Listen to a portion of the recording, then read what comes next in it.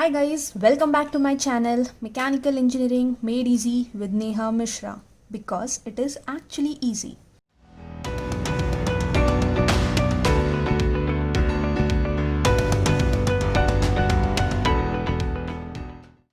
So guys, in the last video we have studied about different type of active forces such that when they are applied on any object, it causes motion of that object. Okay? We have also studied in detail about all these different types of forces. So guys, if you haven't watched that video yet, you may find its link on this I button right here. So in this video, we will take example of each of them and we will see how easy it is to plot and understand it. And we will see how easy it is to plot them. So guys, let's get started. So guys, we have seen that point load is one of the type of active forces which is applied at any particular point on an object and imparts motion to that object. Whereas UDL is uniformly distributed across length of an object, and similarly it also imparts motion to an object. Now remember guys, it is very simple to solve any problem when we have in the form of point load. So here we will see how we convert this UDL into point load. Understood guys? So let's take first example consisting of point load and UDL. So in the first example we have one point load at certain distance and we have one UDL at certain distance. So now we will convert this UDL into a point load and we will see what will be the magnitude of that UDL and where it will actually act when we will convert it into point load. So guys, let's start. So first of all, we will draw the same block as it is. Okay? The next step is always to plot the different points that we have. For example here, this point A, B, the end point, C where this point load is acting, D from where UDL is starting, and where UDL ends at E. Actually E doesn't have any significance, it is the same point as B. So how many points we have here? A, B, C and D. Now we will plot same points here. Okay? A, the end point is your B point, in between we have C at some distance, then D, okay? And then last again B. So your first step is to draw the same block. Second step is to plot all the points, just the points. Now in the third step, we will first mark the distance. Remember guys, the third step is to mark the distance. See guys, this is the point load, so it will act at the same point only. So this will be 3 meters. Yes, now again from C to D there is no force, so this distance will remain 5 meters only. Now see guys, we have to convert this UDL into point load. So where it acts, we have seen that UDL when converted into point load always acts at the center. Now we are concerned only at the position of the point load. Okay? It will act at the center of which length? At the center of the length where it is acting. So at the center of this 10 meters. So from D at 5 meters, at the center of DB 5 meters here, one force will act, and again from there it will be again 5 meters. Understood guys? Okay. We have given the distance first. Now we will see what all are the forces. Point load will be as it is. Yes. Now we have seen the location of this UDL. When we convert into point load, it was at this point at the center of D and B. Yes, the value of point load will be same, but what will be the value of UDL when converted to point load? See, this is 5 Newton per meter. This is not the unit of force. We only want force in Newton. So we know that for UDL when we convert into point load, the magnitude is this intensity of force per unit length into the length where it acts. So 5 into 10, which is 50 Newton. See guys how simple it is. First we marked where it is acting, yes, the location, and then we found out the magnitude. Only two things are important, location and the magnitude. Now we will consider the next problem. So in the same way, your first step is to draw the object, then mark the points. Yes, here we have A, B, C, D and E. See guys, we have only given these points, and where we give these points, at the starting, at the end and at each force. For point load it will be at same point, and for UDL at the starting of the UDL and at the end of the UDL. So guys, see here how many forces we have. One point load, and this is another point load, so 2 point load and 1 UDL. Now we will convert all these forces into just point load. We don't have to convert this point load, but we will convert this UDL into point load, and we will see what will be its magnitude and where it will actually act. So let's start our second step, which is plotting these points. So here will be A, end will be B, first point load is acting at C, then UDL is starting at D, ending at E, and your second point load is also acting at E. Now between D and E at the middle, yes, somewhere at the middle, here your UDL when converted into point load will act. So this is the location of the point load of the UDL. Okay? Now we will give the distance from here to here.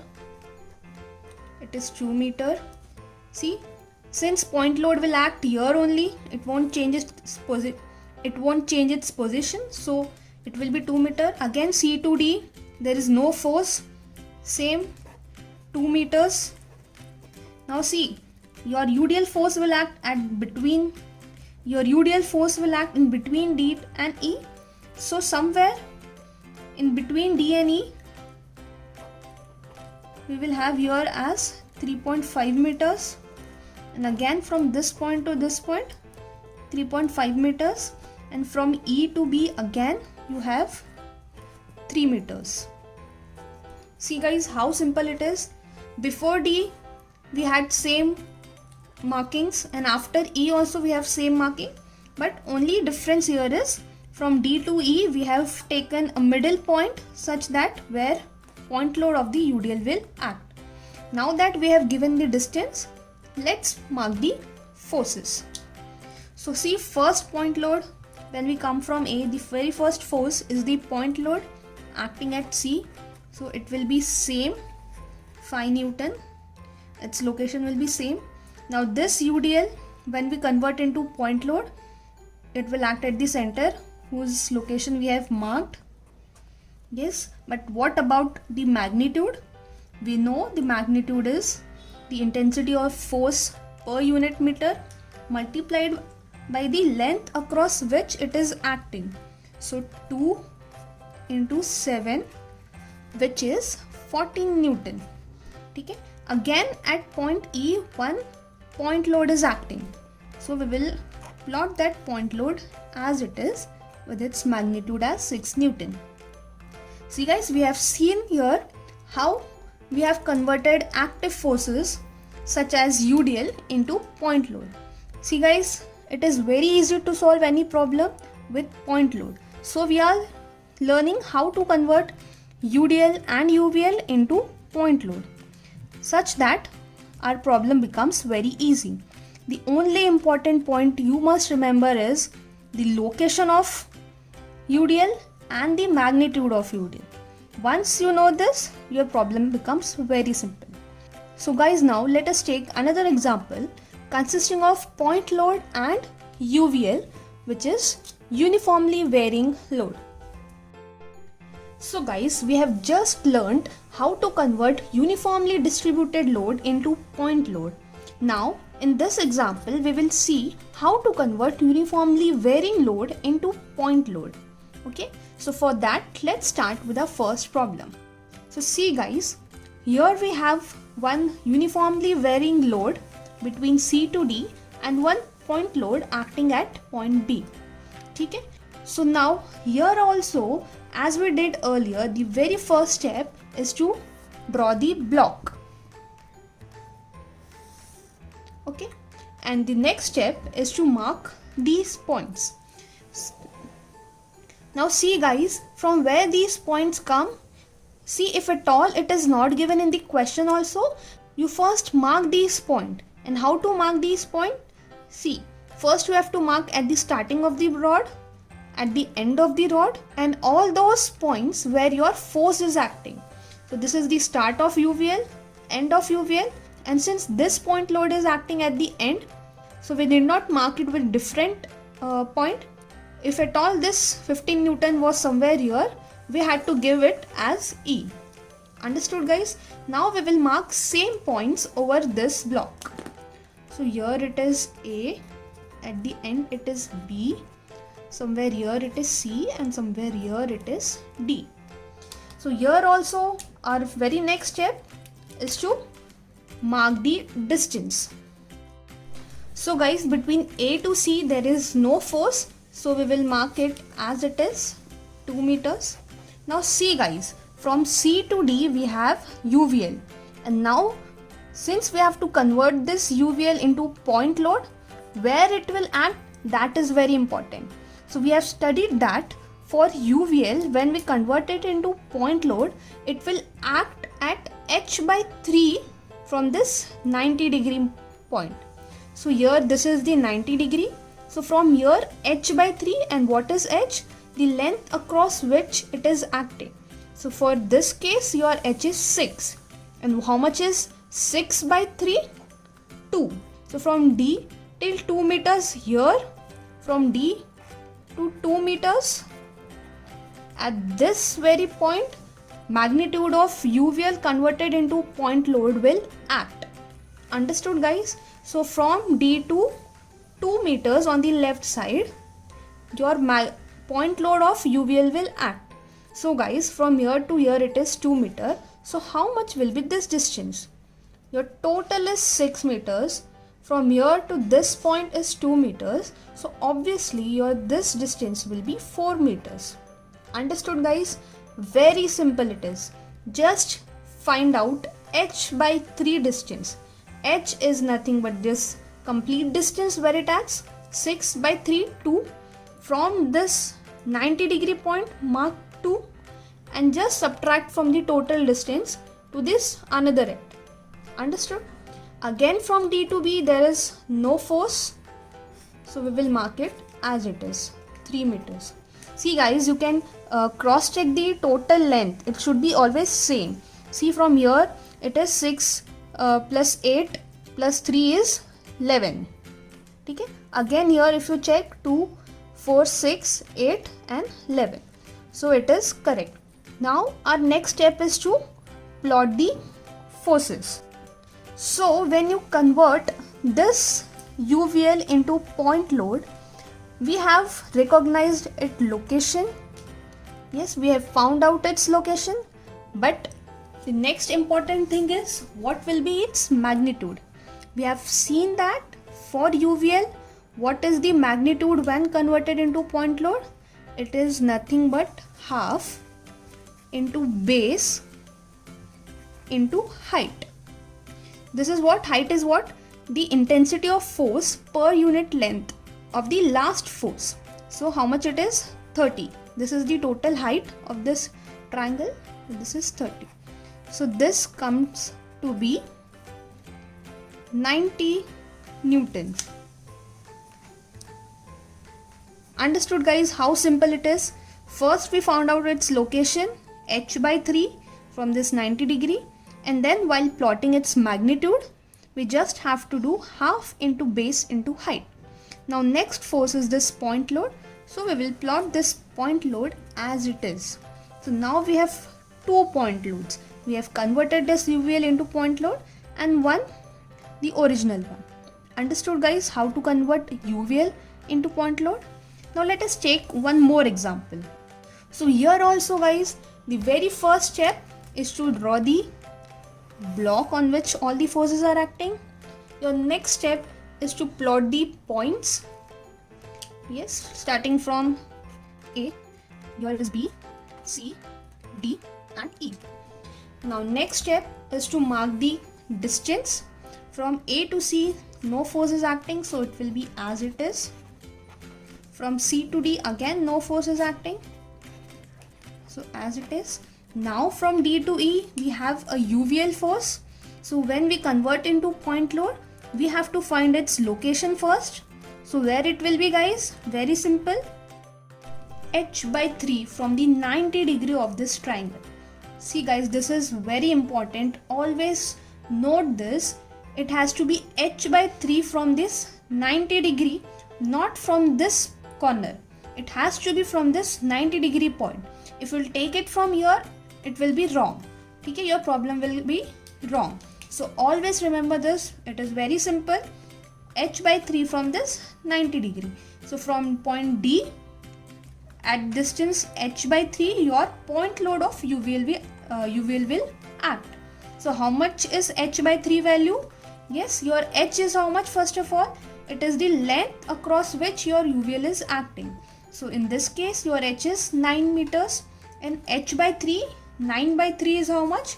3 meters. So from D, 3 meters.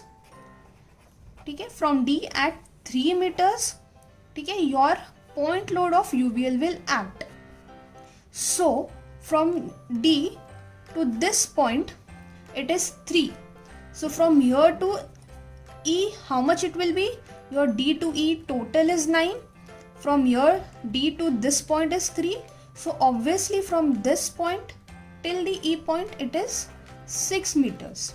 Now again from E to D, no force is acting. So it will remain as it is, 2 meters. Now you can calculate the total length of this problem. Yes, how much it is? 3 plus 2, 5 plus 9, 14 plus 2 is 16. If we see here, 2 plus 3 is 5, plus 3 is 8, 8 plus 6 is 14 and 14 plus 2 is 16. So we are getting the same value. That means we have plotted it correctly. Now our next step is to plot the forces, all the forces. So your first force is this point load at the point C. It won't change, it will be as it is at the same point with the same magnitude. Your next is UVL. Now we have found its location where it will act. Yes, and next important thing is magnitude. How to find this magnitude? We know for UVL it is half into base is where it is acting, into height. Height is how much? This 6 Newton per meter intensity of the force, 6. So how much it is coming, guys? 27 Newton force. So magnitude of point load of this UVL is 27 Newton. And your next force is again a point load acting at this point E, and how much it is? 2 Newton. Understood, guys, how to convert uniformly varying load into point load?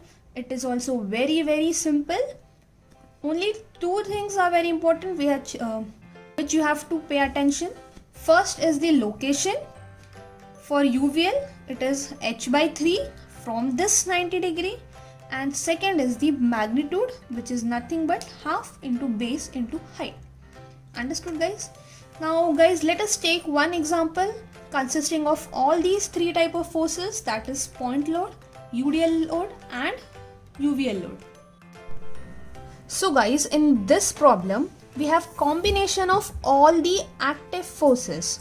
Now we will see how to convert all types of active forces into simply a point load. See guys, starting from here, we have one UDL, we have one inclined point load, we have this uniformly varying load, and again a point load. So our first motto is to convert all these forces into simply a point load, such that we can solve our problem easily. So we will see how to convert all these forces into simply a point load. So again, your first step is same, to draw the same block. Yes, and your next step is to mark the points which are there. So starting from this A point, next is your C, next D, exactly same points you have to mark, F, G, H, and at the last we have got D. Now we have drawn the block, we have marked the points. Now your next step is to mark the distance. So from A to C, no force is there, so it will be same 2 meters. Again from C to D, it is UDL, so the point load of this UDL will act at the center of C to D, somewhere here. So this distance will be how much? Half of this length. How much it is? 5. So this will be 2.5 meters, and again this will be 2.5 meters. Now D to E we don't have any force, so it will be same 2 meters. Okay. E to F, again it will be same 3 meters. Now again from F to G we have uniformly varying load. The point load of this uniformly varying load will act at H by 3 from this 90 degree. So from F, how much? H by 3. But what is that value? How much is H? 12. 12 by 3 is how much? 4. So from here till 4 meters, okay, at this point your point load of this UVL will act. Now how much will be this distance from this point to the G? Total is 12. Till here it was 4. So this will be 8 meters. Again from G to H, no force. So we will mark it as same 2 meters, and H to B again 1 meters. So guys, we have plot the points, we have marked all the distance. Now our next step is to mark the forces. So guys, starting from A, the very first force is this uniformly distributed load or UDL. So we have already marked its location between C and D.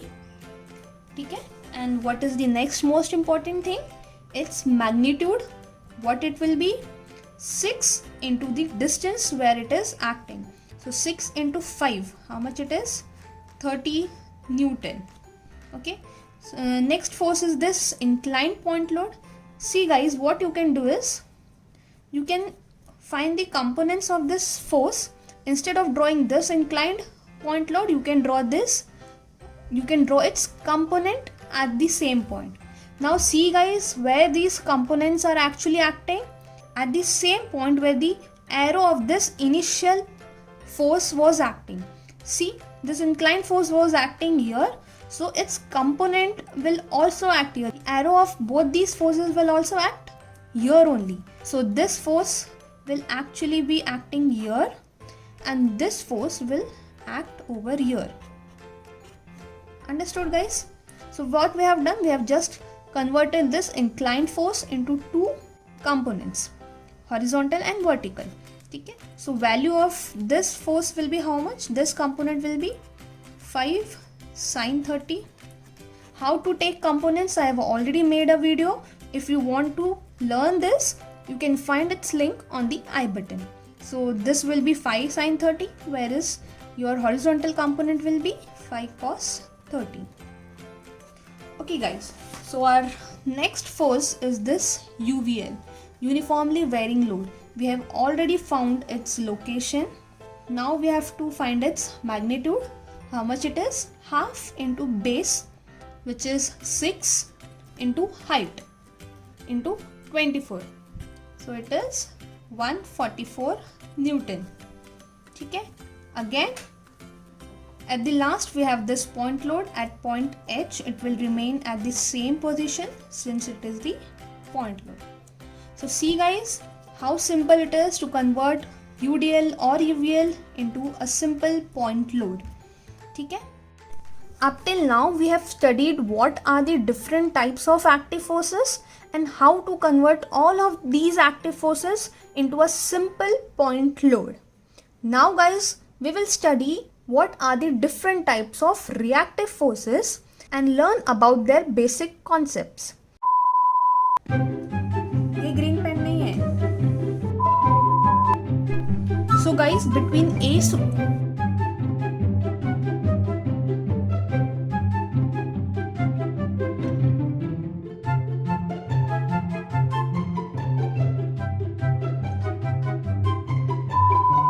your magnitude of UVL, your magnitude of